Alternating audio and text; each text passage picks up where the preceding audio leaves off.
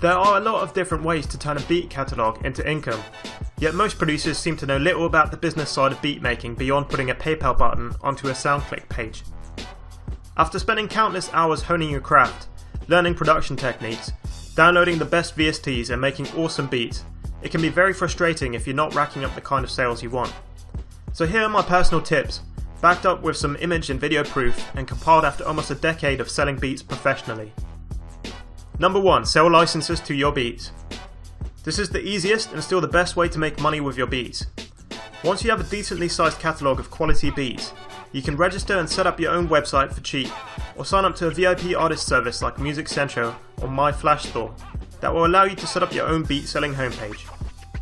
Some people also hustle their beats on music communities like SoundCloud and include email information for purchases, or more specified beat websites like beatstars.com. Generally, you will need a PayPal account in order to receive payments online, though you can also arrange payments with customers through services such as Google Wallet, bank transactions, or Western Union. Most producers sell licenses according to 3 main categories: lease license, exclusive license, and sync license. Lease licenses are non-exclusive licenses with a limited sales cap.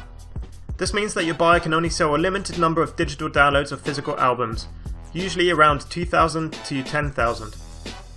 Your beat can be leased to an unlimited amount of buyers as you retain the rights to your beat.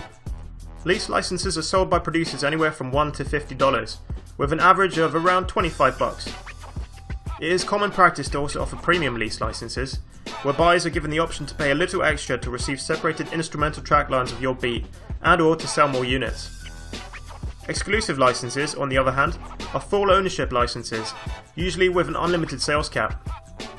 They are therefore sold to only one customer, and the beat is subsequently marked as sold. Naturally, they will be priced a lot higher, anywhere from $50 to $1 million if you're Timbaland. The final license type, which is ignored by the majority of producers, is a sync license. While lease and exclusive licenses are targeted at recording artists, sync licenses are for media professionals and broadcasters such as websites, movies, TV, or video games. Sync licenses are usually limited to a specified number of broadcasts, for example 1 DVD release title. They are commonly priced between lease and exclusive licenses, depending on the intended use. If you're planning to make beats your full-time income, then selling licenses will be the backbone of your operation. Even if your plan is to go after album placements, your first priority should always be setting up your internet presence. Get yourself a PayPal account, set up a beat selling website, and start promoting. Here on my PayPal account you can see the kind of income our beat page generates in a good month. That's $23,000 in USD only. Now of course bear in mind I've been selling beats for a long time, but the sky really is the limit for you. Number 2. Sell other producers' beats. It might seem counterintuitive to spend your time pushing other producers' beats, but building up a team of beat makers can be beneficial in many ways.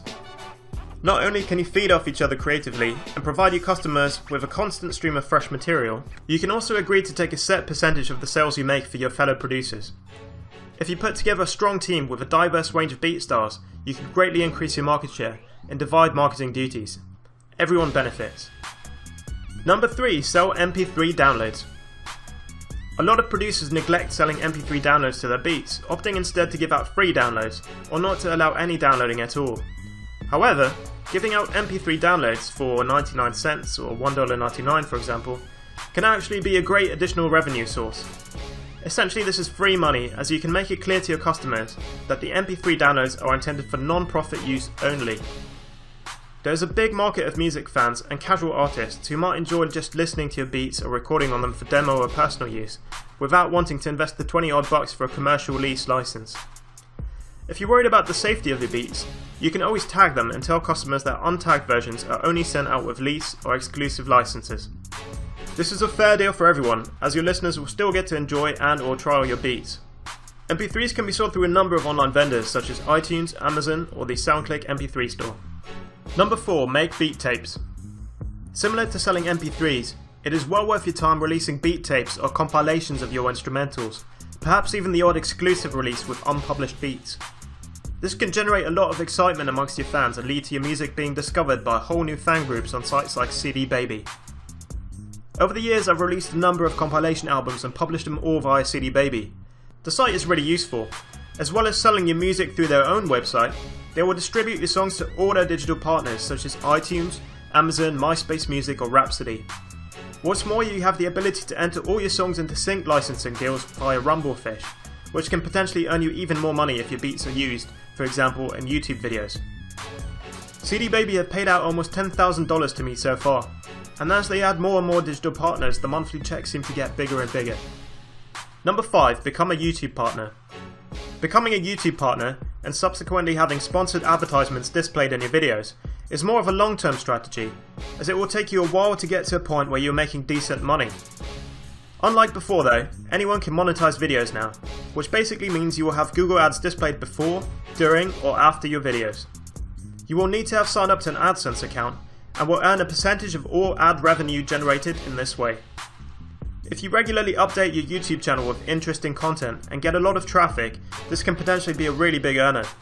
If you don't really have the time to make a lot of interesting videos, even just uploading a couple of beat videos a month, that is a video of a beat playing over some kind of static background image, could earn you a tidy sum. Personally, my channel has made over $11,000 in that way so far. Number 6. Get a TV placement. Getting a placement in a TV show, film, or video game can be an arduous process. There are thousands of producers out there submitting their material to placement opportunities on a daily basis. However, if you regularly network and build relationships with media professionals, companies, and agencies, you will eventually persevere and the spoils will be worth the toil.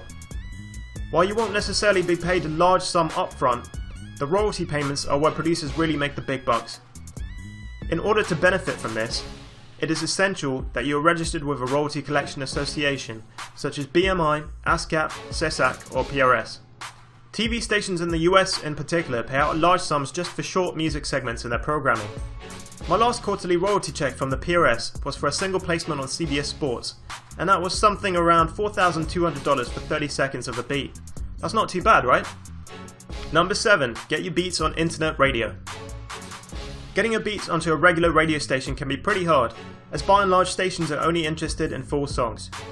However, internet radio stations are a different matter. A lot of people enjoy browsing stations like Pandora or streaming websites like Spotify for instrumental music, and this is where it gets really interesting. Pandora and Spotify both share out their profits amongst members according to the amount of plays your music receives. You do have to jump through some hoops to get your music onto online radio stations or streaming sites, but if your beats prove popular, this can be a nice little side earner. Pandora just recently announced that they send over 2,000 artists more than $10,000 a year. Artists like Drake and Lil Wayne even make $3 million a year. Number 8. Make a drum kit.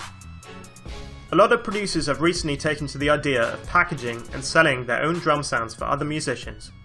There is a vast amount of producers out there hunting for new and better drum samples, and if you've already built up a reputation with your beats, chances are there will be someone out there ready to jump at the chance of emulating your sound. Putting together a drum kit can be fairly time consuming, but if done correctly it can be a worthy investment. You can sell your kit on your own website, or even better, find the most popular drum kit websites out there and partner with them to retail your products. As they already have a ready-made sales platform, audience and marketing strategy, they will be better positioned to sell your products than you are. Be prepared though, most vendors will take a 50% cut of sales. This is pretty normal. Personally, I've always sold my kits through websites like producerloops.com, and as you can see, through them alone I've earned around $3,700 in commissions so far. If you get your kits on a couple websites like Producer Loops, Modern Producers, or the Music Central Marketplace, that could be a great side income for you. Number 9. Submit your beats to music libraries. There are a big number of music libraries and stock music websites online, ranging from general sites to industry-specific sites for film music, ad music, or video game music. When you upload your beats to these sites, you will usually have to enter into non-exclusive sub-publishing agreement, which basically means you are signing over the right for those websites to make money with your music in exchange for a profit share. They will usually charge somewhere in the region of 50 to 75%, so that's a pretty big chunk. However, a lot of producers make a good amount of money licensing their beats through websites such as Pump Audio or Audio Jungle. The customers of these sites are usually video creators, advertisers, or website owners. So by uploading your music to these sites, you can reach a new audience outside of the recording artists. Just make sure you read any contract you sign with these websites very carefully, as some of them are known to be fairly cutthroat. Number 10. Be creative. Okay, so this last one's a bit of a cop-out, but what I'm trying to say is that there are an endless number of ways in which you can make money from beats. You're certainly not limited to selling licenses through a website or hustling your beats to artists for placements.